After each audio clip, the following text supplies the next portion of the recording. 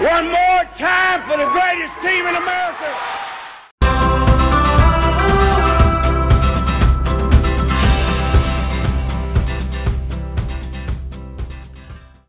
Hi folks, this is Alan Tyson for Lee Hill & Johnston Insurers. Well, boy howdy, and back to tractor off my head, mama, I can't breathe. It's been a big week for Georgia Southern football. Not only did our birds go out to the Creole State last Saturday and knock off the Ragin' Cajuns, tying us for the second longest active win streak in the Sun Belt Conference, we also filled our head coaching vacancy by hiring our interim head coach, Chad Lunsford, to a 4-year deal.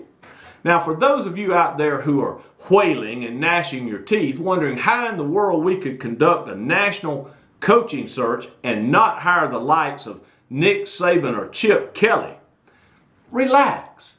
Why on earth would we want to hire those chumps when we had Dabo Swinney right here in our backyard? Bing! In all seriousness, our administration put together an outstanding selection committee made up of a group of very respected individuals who I am certain had the best interest of our program in their minds throughout this entire process. They, along with TK, interviewed candidates of every size and shape, coast to coast. And in the end, it was clear that the man we needed to guide our program forward was actually already on our staff. I, for one, am elated that that was the case. With Coach Chad Lunsford, we get a man who will provide numerous things needed by our program, not the least of which is stability. We get a man of integrity who, if you review his resume, is obviously a very experienced and good football coach. We get a man who is a great recruiter. We get a man who is an awesome motivator. We get a man who is loved and respected not only by his current players, but also by his former players. We get a man who, though he will probably retain a portion of his current staff, will go out and do everything in his power to bring back to the borough successful former assistant coaches whose names we will all recognize.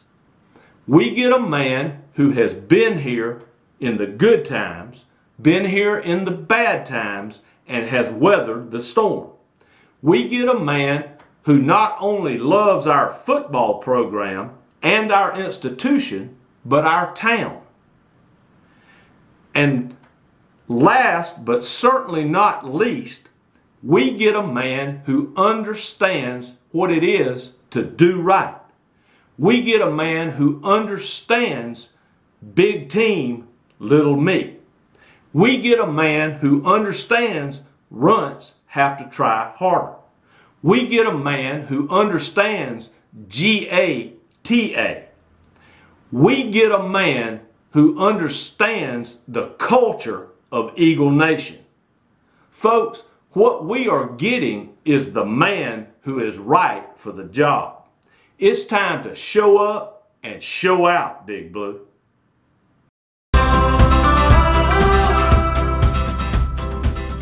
As for today, our Eagles have hit the road for the 8th and final time in 2017 as they've traveled to the Grand Strand to take on Coastal Carolina on the banks of the Waccamaw River.